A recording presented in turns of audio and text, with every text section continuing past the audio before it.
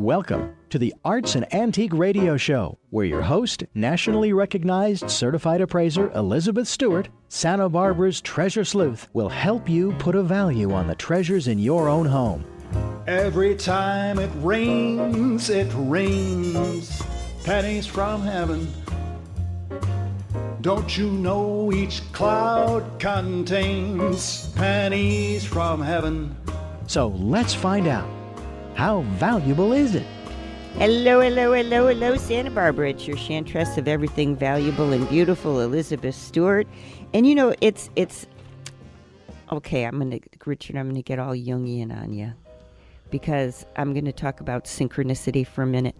So, synchronicity. So I had somebody scheduled for today, and I was sort of studying those notes, and then this really pretty little voice on the phone introduces herself and says, "I'm Gail Eisen, and I've listened to your show, and I think you have a very varied topics of interest on the show, and I've enjoyed it. And I just wanted to mention that I'm doing a seminar," and we started to talk about her seminar.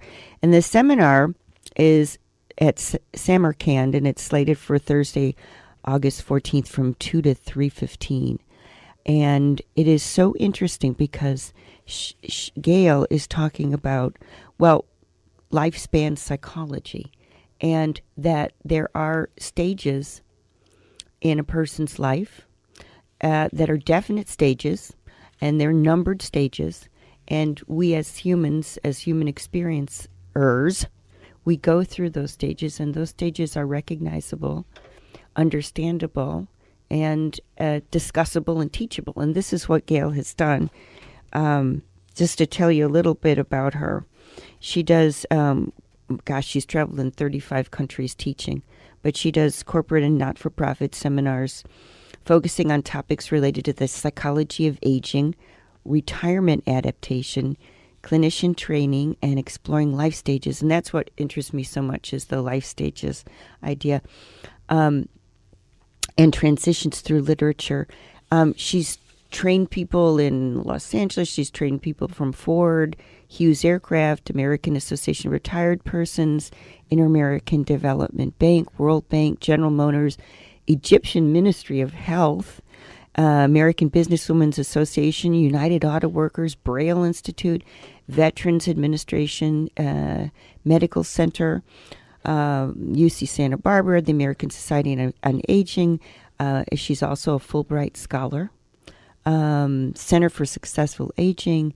Been to Nairobi teaching, Bulgaria, Cairo, Hebrew University in Jerusalem, Southern India, Mauritius, et cetera, et cetera. And it's so interesting because I actually heard her clip locally on NPR. And when she sent it to me, I thought, or I think it's on your website, isn't it, Gail? She sent it to me, and I thought, I've heard this before. This was after we had our conversation on the phone. Well, I want to introduce Dr. Gail Eisen to the program, and we're going to talk a little bit about aging and the stages of life. And it's a little bit different psychology than the Jungian stuff that I was trained in, and very different, but also in some similar ways archetypal, I discovered in our conversation. I want to start, Gail, by talking about those stages. What are the stages of life? Thank you, Elizabeth. It's really a pleasure to be here. Yeah. So I want to say I appreciated our earlier conversation, too. Well, lifespan psychology is actually a branch of developmental psychology, and it's taught in many universities and colleges in the United States, but only in the larger ones that have a large population of students to support it. So lifespan psychology is focusing on the stages and transitions that we will experience from the moment of our birth, continuing all through the lifespan continuum until the instant of our death. And Richard's going to say later on, I know, because I know Richard, he's going to say, well, how about before birth and after death? Doesn't the lifespan? I know what you're going to say. And that's okay, too, because I have those questions in my seminars. I know what you're going to say. Yeah. But if you're interested in hearing just a quick survey of some of the stages. Now, most of us are intuitively aware of these stages. We've experienced a lot of them, and we can anticipate it through our older relatives as well. But sometimes the topics are surprising because a series of events and experiences unfold before us, and we're not always prepared for some of the transitions that it will bring. For example, in childhood, we think of infancy, we think of the elementary school years and adolescence. Those are defined. And where my work comes in is usually toward the stages of late adolescence, issues of independence and autonomy, going through young adulthood, and relationship formation, like first jobs, higher education, or pursuing travel, which is sometimes now a new stage in rather affluent societies. They're oftentimes built in post-college, where students who've just graduated will plan to take a few months overseas.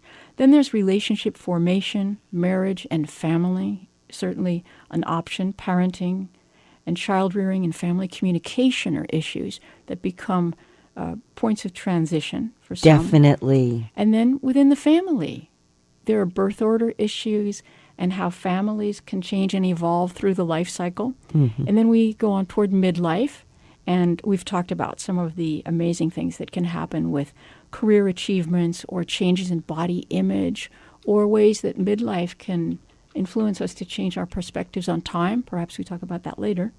And then in early aging, we have the onset of retirement. Some physical challenges can come in, or role reversals, where you might be an adult child caring for an elderly and infirm parent. So those are some of the transitions that people don't necessarily anticipate. And then the stages of advanced aging, which might involve some constriction of your physical powers, previous levels of strength.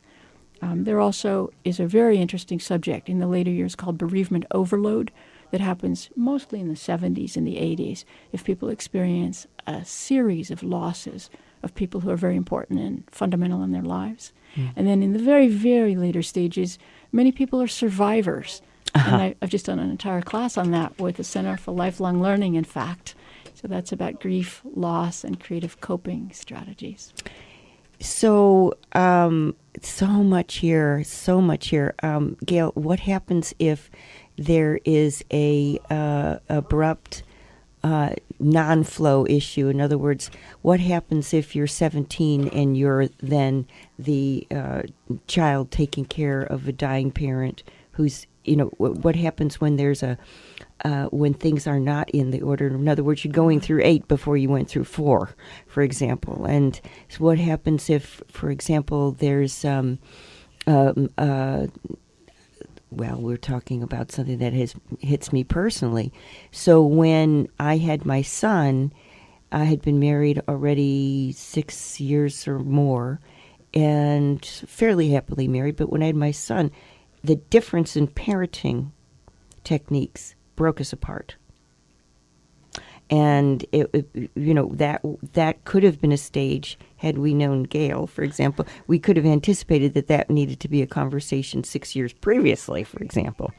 But what happens when the cart gets in front of the horse, I guess? Yeah, well, you're alluding to 2 things. I am. Yeah. The first, about differences in parenting style.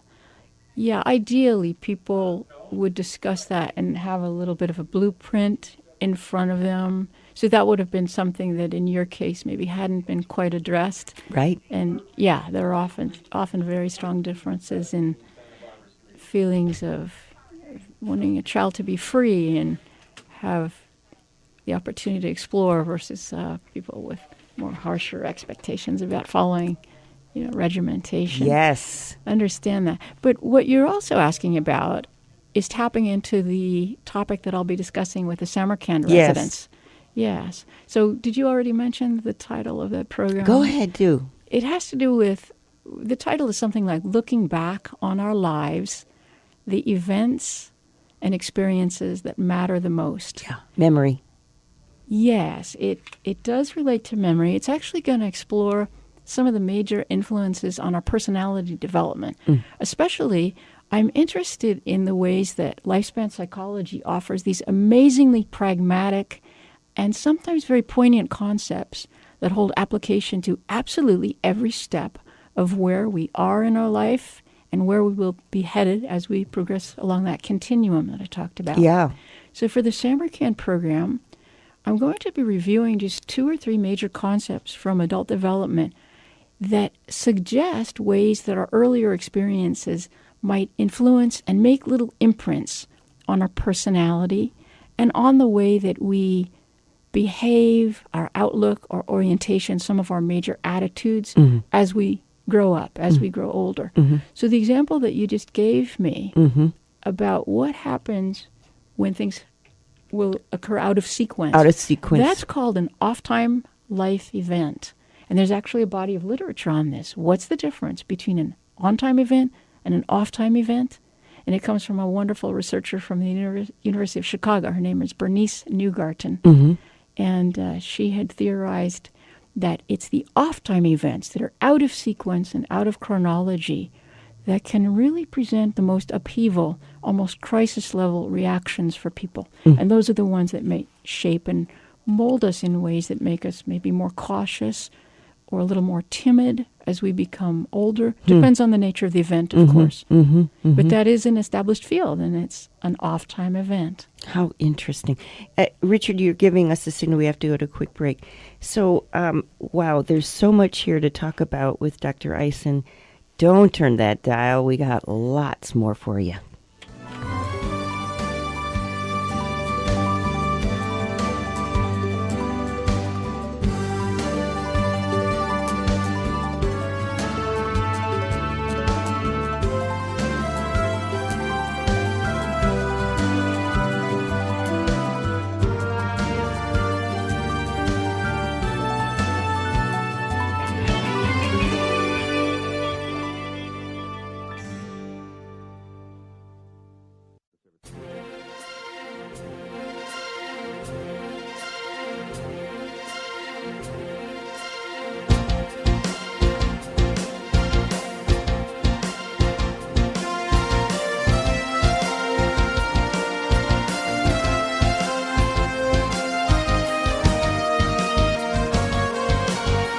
Welcome back to the Art and Antiques Radio Show. I'm here with Dr. Gail Eisen.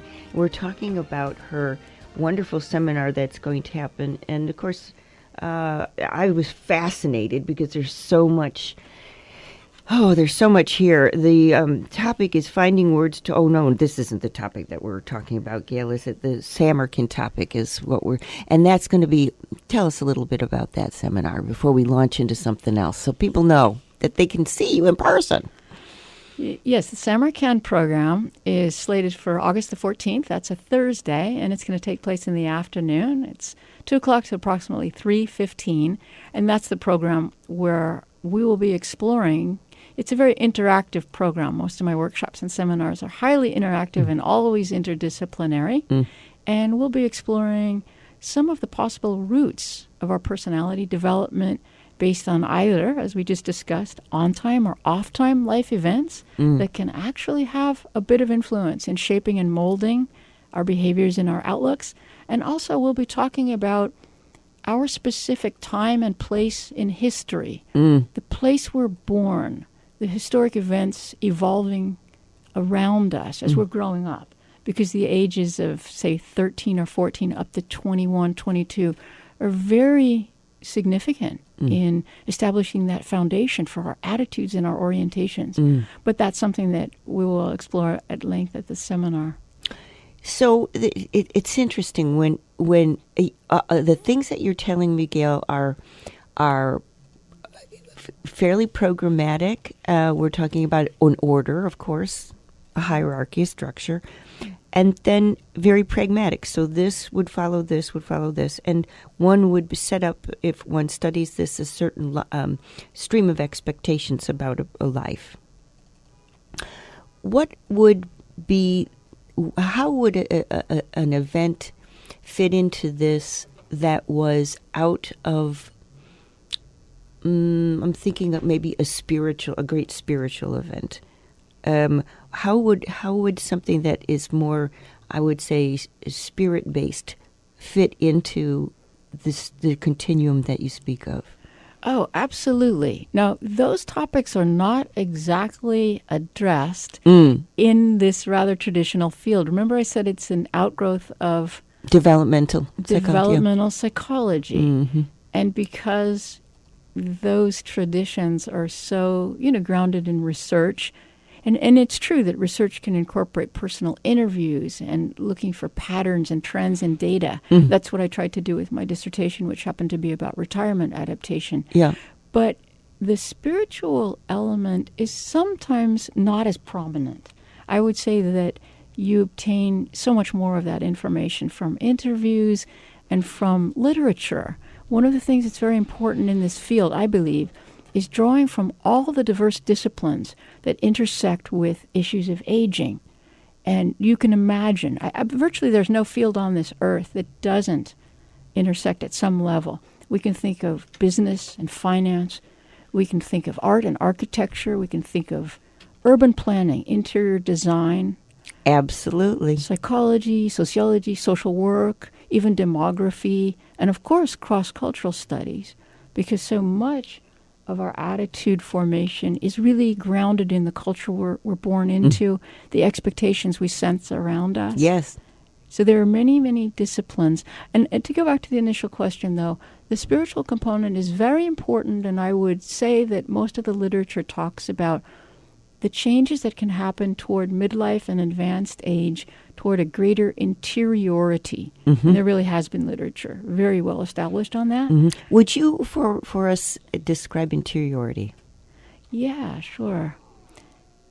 We are living in a culture that tends to emphasize productivity and a fast pace, Exterior. high speed of work, accomplishments, productivity, a lot of industriousness. And at a certain time in the lifespan, many, many people, and these are studies that are grounded in American populations, so it may be a bit different in other cultures, but there's a certain point, particularly in the later years, where people seem to turn more inward, and they become a little more reflective than they were in earlier years, and they tend to take more time in pondering big questions. And by the way, in my classes and seminars, I always have some creative questions to throw out for just an opportunity for philosophy, for people to take time and slow down a bit and think about wider issues. But so that's an example. Interiority would guide us toward a more reflective place, and they say that both men and women tend to evidence more of that as they age. It's funny, Richard, go ahead. I see a question on your face. I have noticed since I have hit the second half century of my life, I find myself not only pondering the events of my life past, re-listening to music, reading books, one or two in particular, doing very little reflection on the future and the possibilities, although I've always been optimistic. And I'm wondering if that is the word stereotypical comes into mind, but a consistent characteristic with people who have reached that second half century. They're in that. They lived their first half century, and now the second half century. See, I plan to live to be 100. I have to outlive my great-grandmother, who died at 100. I said that when she was 89, and she kept getting older and older. I'm going, she's really making it hard. She's really making it hard. But I'm wondering, is that, and it isn't a question of, gee, I wish I could go back there. I mean, they're warm, they're fond, they're comfortable, they're nice, but that's not where I live. I live here now. But it was like, well, it was just so nice, and it feels good. And is that escapism? Is that looking realistically at the age that I'm at, or that we are at, and so forth and so on? I mean, tell me about that. Well, I would ask you a question also. When did you start to notice that you were doing that? Was it a particular time in life, or after a particular birthday, after an event that happened? Well, strangely enough, I've actually been doing it a lot more than just prior to turning 50. I was always pondering stuff. I always felt like I was a reincarnation of Mary, who always pondered in her heart the things that were going on around her with the people who she cared about and so forth. But Richard, when you turned 50, right? When you turned 50, did you not start to talk to me? I noticed we more often in your and you're talking about your past career. It was, oh, I have those reel-to-reels, and oh, Elizabeth, I've got those records under the house. Yeah. And those comments crept up more. They did, I think. Okay, Yeah. so that's, I think, what Gail's asking is that, at what point did you start a little bit more, maybe treasuring some of the things that, I find this with my clients, by the way. You get to a certain age, and all of a sudden, that silver set that your grandmother gave you, that had nothing to do with anything in your life. Once you hit a certain point in your life, all of a sudden they're calling me. I need to get that silver set out and have it appraised and have it insured, and let's get that. There is definitely a point that I start noticing this in my clients, and I noticed it in you. Yeah, and I would agree that that's true. And it's a combination of, do I really need to keep this? I mean, I have there's containers that filled part. with audio equipment that is so outdated. Right. It's almost Marconi-ish. Well, there's that point there. But I think Gail could probably speak to this, because there's a point at which folks, I notice in my career, folks, they either want to treasure stuff, and it can be already produced in the same little package. I want to get that silver out, but I want to get all that junk out of my life. So I want to nurture the precious stuff, but I want the rest of it to go. Yeah. And before we go to break, I met a man some years ago who used to work here, actually, and he was not a homeless person. He had a place to live. He had rented a single room in a place wherever he lived. But everything he owned, he could fit in that room. And it wasn't a room that was now filled from floor to ceiling and wall to wall with things. He had honed down. How old was he?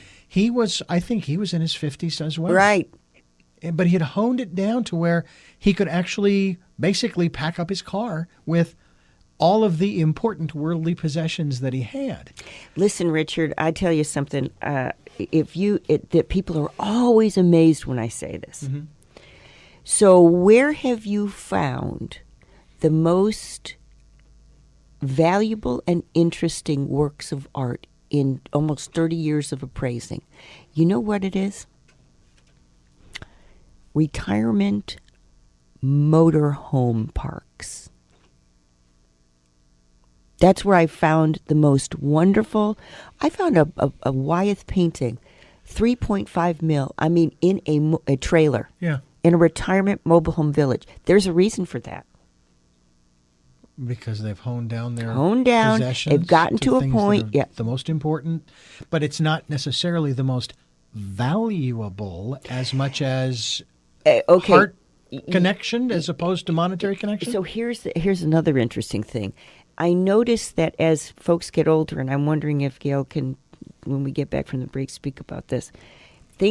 People get older, their sense of aesthetics either goes right south or becomes incredibly advanced. And I'm not sure why, but you either surround yourself with plastic roses and little toads and pink painting, flamingos. Or you start really noticing about what's important about your things. And of course, we get into the spiritual and art, and I'll get all Kandinsky on you. But the thing is that you find that the older you get, the more maybe it goes to what Gail's saying, where you get to take that aesthetic interiorly. Mm-hmm. So people are expressing themselves through their things. Anyway. You have to go to break, I know. But how cool is that? And then Gail's going to talk about all the stuff that we just talked about and put it into sense, I know, when we get back from the break. Don't turn that down.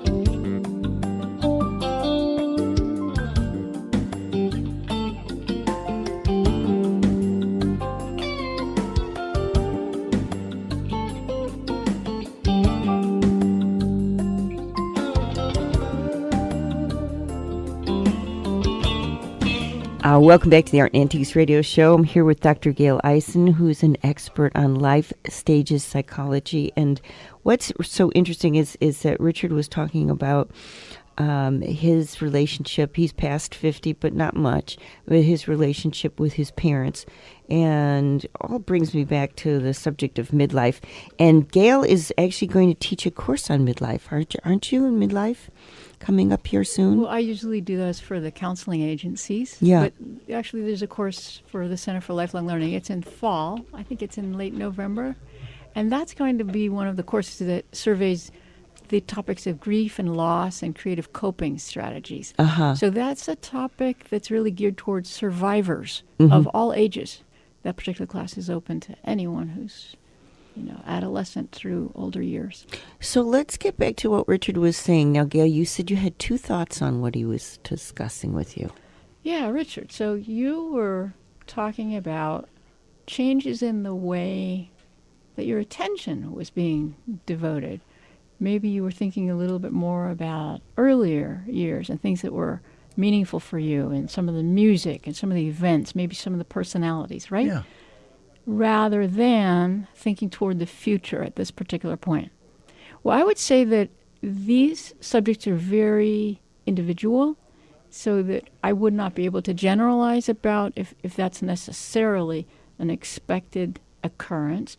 But there are some significant things that happen at midlife. And what I was reminded of is one of the concepts that had been suggested by Bernice Newgarten. She's the one that I had mentioned from University of Chicago, and she was really one of the luminaries in this field, sort of shining a spotlight on what midlife in the older years might be like, because it was assumed in the 40s and the 50s that there was a tremendous homogeneity, that once a person reached the age of 50, it's almost the same as if he or she were 78 or 88. Yeah. And so she was able to discern, nuance and stages. And Richard, I'm thinking about her idea that there are some changes in our time perspective that are introduced toward the stages of midlife. And usually the ages associated with that would be anywhere from 40 to 50. And it could be actually a lot later, because people have tremendous variation in self-definition and where they would place themselves. So, but somewhere around 40 or 50, there tends to be a change in our orientation to time. So as before the 40s, we tend to be focusing on time elapsed since birth. We think a lot about birthdays as a child, as a teenager, Certainly. as a young adult. There really is an emphasis and even a celebration on birthdays, calculating our life since the moment of birth. But around 40 or 50, depending on your age definition, you may be thinking more toward time left to live. And there could be more of an emphasis for many people on the preciousness of life. And of course, tied into that is an awareness of mortality. Now, I couldn't say that this thing you've described, the change you've noticed for yourself is related to that. But there does seem to be an emphasis in knowing that time can be limited.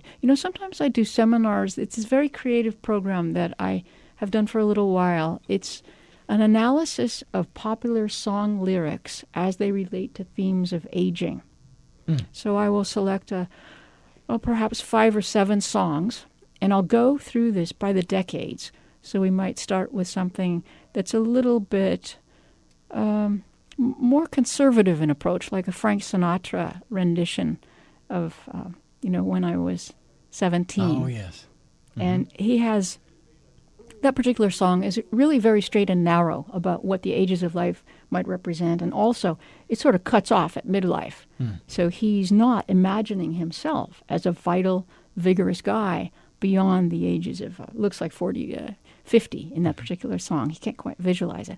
And then there are other songs that Simon and Garfunkel and many programs like, the 60s were rich with songs that dealt with aging issues. The one I'm thinking about is Bonnie Raitt and Nick of Time. And in one of her songs, she's very much aware of her parents aging and says that they can see the same in her. They're noticing her aging, and she's mentioning the preciousness of the time that they have remaining, and that's in the family context. So some of what you're describing is reminding me of some of the common experiences that people can have at midlife with a shifting of time perspective. I actually, it's interesting because one of my favorite artists, John Denver, I was listening to some of his music just yesterday, and one of the songs was, "Time as I've known it doesn't take much time to pass by me."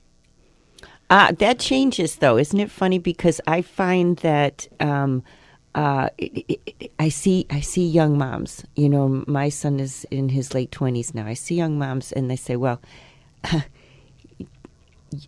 in a blink of an eye, that young boy is going to be 26 and walking down the aisle getting married. And they look at me like, every day is 90 years long, Elizabeth. Every day is, an eternity. And then, then time gets shorter. I don't know how that happens, but it does. It gets shorter. I have noticed that, well, for example, we've had here at this station, over the last 3 or 4 or 5 years, we had a project that took 4 days to complete. 4 days, 3 hours a day for 4 straight days. And the first time we did the project, we couldn't find the end. It just kept going, and we just were all getting so weary. We just completed the 4th round, if you will, just a couple of weeks ago. And I was telling, as we were approaching it, I said, guys, we're going to be on the other side of this thing before you know it. And boom, it was like that fast. It was exactly the same project. But it was as if, and then I think too, in terms of, for example, weather cycles, it's so warm and I want it cold, and obviously we all want rain.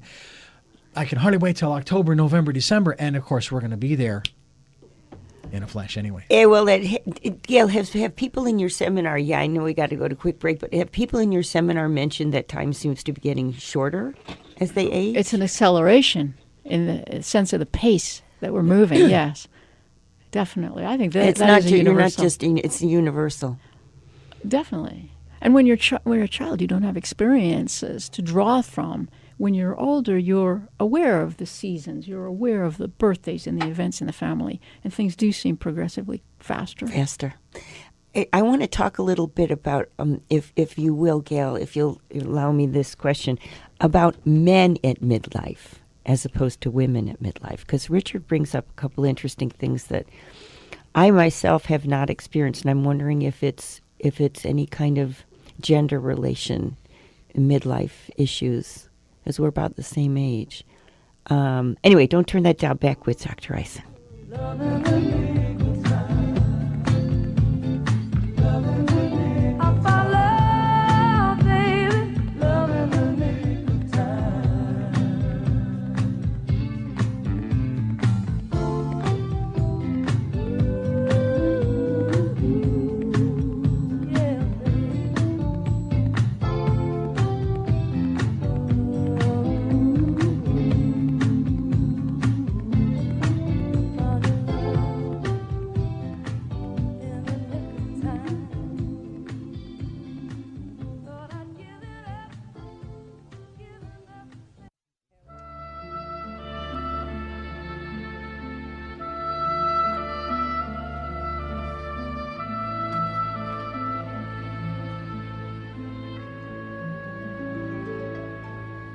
When I was 17, it was a very good year. It was a very good year for small town girls and soft summer nights. We'd hide from the lights on the village green. Well, that is fantastic. Everybody sing When I Was 17. So here with Dr. Gail Eisen, I want to talk a little bit about retirement and what you do in retirement, since that was your diss. And I want to say, I don't ever want to retire, but a lot of people do. Retirement, and you said something about rediscovery, Gail. So unsuccessful retirements? What do they look like? Well, first of all, just to be a little bit sharing the background of the dissertation. Yeah. I was very interested in all of the social and psychological aspects of aging. And when you get to graduate school and you have to select a research project, it's all about narrowing your focus and specializing. So I decided that it might be really fruitful to look at the psychology of retirement as a stage. And I was interested especially in couples in retirement, how husbands and wives might approach the experience together. And this was at a time where not so many women were working actively in the workforce, so that oftentimes men were retiring back into the household where the woman had been actually setting up shop for years and years. And of course, they had sometimes worked in part-time positions, but not as actively and not as devoted to a full-time work career. So my dissertation was looking at changes in the marital relationship and life at home, and I used the notion of dimensions of change because in doing personal interviews and also some pen and paper surveys, I found out that there were real differences in the husbands' and the wives' needs for example, privacy and personal space in the home. There were differences obviously in feelings of responsibility for household tasks, because when women saw the men back at home, they wanted them to get busy. pitch in a little bit. And the men, and remember that's a cohort issue. There's a generation involved there that hadn't been accustomed to doing things too much in the kitchen. I remember in the interviews, some of the men would say to me, "We have this demarcated. I'm responsible for the outdoor life of this home and this property, and she's responsible for everything inside." So there were remember that I'm the grill master days. Yeah. But anyway, that was a bit about my dissertation. You had asked about what are some of the factors related to how we adjust to retirement. Right. Yeah, that's an important question. There are probably 5 or 6 issues that come up for people. One of them is that a person is more likely to have a successful experience with retirement if they're retiring in somewhat good health, that they haven't retired because of a critical condition. Also, if they have adequate income, everybody knows that. And there are so many courses and workshops that deal with planning for the financial side of retirement, but relatively few courses that will focus on the social and psychological changes that might be happening, different issues that arise that can be a bit complicated for some people when you're navigating in very new waters. Another factor is if your retirement is voluntary, that tends to be a very good preceding factor. Also, people who have a favorable attitude toward retirement and people who are not necessarily so wedded to their work. Because in particular, a lot of men at the time of my study, it was mostly men who had a self-image that was derived from their long history of having a work career and meaningful relationships grounded in work. So the final area would be if you have family members who are supportive of your decision to retire, particularly the spouse, and that you know that there can be some active planning going on. Making active plans in advance would pave the way for a smoother adjustment generally. It's very interesting. My father, Richard, you're laughing about something. Well, I rarely do anything regarding social media. I have to say... I know you hate Facebook, you hate Twitter. I do. However, I do now text. I can text, and I can do it vocally because I can say it into my phone, and it puts it in print and sends it off. And someone just texted me and said, "I'm listening." So a shout out to my very dear friend Cindy Laverty, who used to have a program on this station. She's listening all the way back east in, I hope I get the state right, Tennessee. Hey, Cindy. Yes. We've got to go to break. Yes. The next couple of songs that we're going to hear, I think, we're from Gail's course, I'm thinking. Possibly. Yeah. It's possible. Cool, Richard, cool. I know I'll often stop and think about them. In my life, I love you more.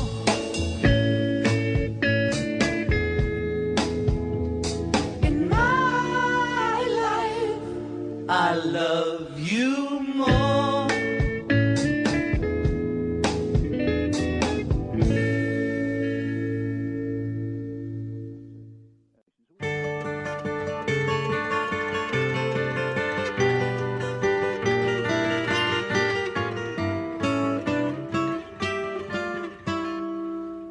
If I could save time in a bottle, the first thing that I'd like to do is to save every day till eternity passes away, just to spend them with you. So how cool is that Richard's finding all those cool songs that Gail uses in her classes to talk to people about lifespan. And so this is something that I want to ask Gail. You know, a lot of what I do is I get the kids calling me when a parent is older, in their 80s or 90s. Would you go into such and such a nursing home and make sure that mom doesn't have anything of value there that she can break? The kids don't meet me there. I go on my own. I go into these nursing homes and I think, what do we do here in America? Do we just shut these people off? And I mean, even the best of the nursing homes, or I guess they don't call them nursing homes, they're assisted care. Even the best, I don't like them. I think it's we don't do justice to our older people. No, Richard. we do not. We do not. And Gail, what are your thoughts on that? You've traveled in 35 countries.